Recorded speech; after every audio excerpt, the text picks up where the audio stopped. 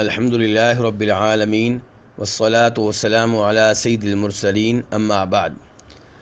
سفر کے دوران نماز قصر کرنا افضل ہے یا نماز پوری پڑھنا افضل ہے؟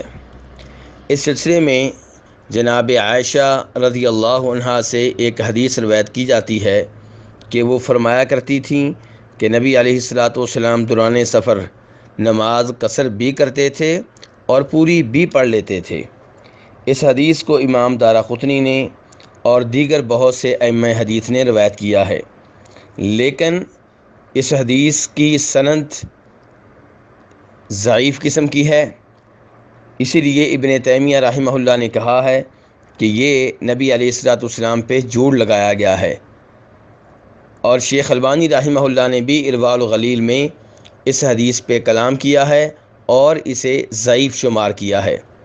خلاصہ کلام یہ ہے کہ اس حدیث کی نسبت نبی علیہ الصلوۃ والسلام کی جانب ثابت نہیں ہو سکی، اس لیے اس پہ اعتماد کرنا درست نہیں ہے۔ تو اس لیے وہ موقف راجح ہے، وہ موقف بہتر ہے جس موقف میں علماء کرام یہ کہتے ہیں کہ سفر کے دوران نماز قصر کرنا ہی افضل ہے، نماز قصر کرنا ہی بہتر ہے۔ اور اس سلسلے میں چند ایک احادیث ہیں جو نبی علیہ الصلوۃ والسلام سے مروی ہیں، انہیں ذہن میں رکھنا چاہیے۔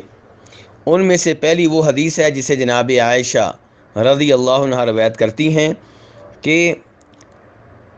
نماز جب فرض کی گئی تھی تو دو رکعتیں تھیں، سفر میں بھی حضر میں بھی۔ پھر سفر کی نماز اسی مقدار پہ باقی رکھی گئی اور حضر کی نماز میں اضافہ کر دیا گیا۔ اس حدیث کو امام بخاری رحمہ اللہ نے روایت کیا ہے۔ اس سے پتہ چلا کہ سفر کی نماز دو رکعتیں ہیں۔ دوسرے نمبر پہ جناب عبداللہ ابن عباس رضی اللہ عنہما روایت کرتے ہیں نبی صلی اللہ علیہ وسلم سے کہ اللہ تعالیٰ نے تمہارے نبی کی زبان پہ 4 رکعتیں فرض کی ہیں حضر میں، اور سفر میں اللہ تعالیٰ نے 2 رکعتیں فرض کی ہیں۔ اس حدیث کو امام مسلم رحمہ اللہ نے روایت کیا ہے۔ تو اس حدیث سے بھی پتہ چلا کہ اللہ نے سفر کے دوران 2 رکعتیں ہی فرض کی ہیں، 4 فرض نہیں کی۔ تیسرے نمبر پہ جناب عمر فاروق رضی اللہ عنہ کہتے ہیں صلاۃ السفری رکعتان، کہ سفر کی نماز 2 ہی رکعتیں ہیں۔ اس حدیث کو امام نسائی رحمہ اللہ نے روایت کیا ہے۔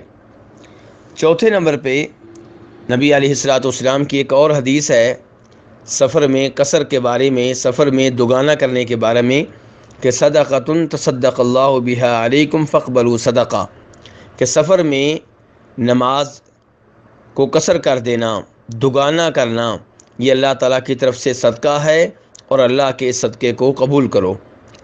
تو اس سے پتہ چلا کہ سفر میں نماز قصر پڑھنی چاہیے، اور سفر میں نماز قصر کرنا اللہ کے صدقے کو قبول کرنا ہے، اور یہ بہت اچھی بات ہے۔ 5ویں نمبر پہ جناب عبداللہ بن عمر رضی اللہ عنہما کہتے ہیں کہ میں نے نبی علیہ الصلوۃ والسلام کے ساتھ سفر کیا اور آپ سفر میں 2 رکعتوں سے زیادہ نماز نہیں پڑھتے تھے۔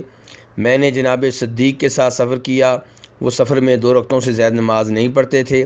میں نے جناب عمر کے ساتھ سفر کیا، وہ بھی سفر میں 2 رکعتوں سے زیادہ نماز نہیں پڑھتے تھے۔ میں نے جناب عثمان کے ساتھ سفر کیا، وہ بھی سفر میں 2 رکعتوں سے زیادہ نماز نہیں پڑھتے تھے۔ اور پھر کہا لقد کان لکم فی رسول اللہ اسوۃ حسنہ، کہ نبی علیہ الصلوۃ والسلام کی ذات میں تمہارے لیے بہترین نمونہ ہے۔ تو خلاصہ کلام یہ ہے کہ سفر میں نماز قصر کرنا ہی افضل اور بہتر ہے۔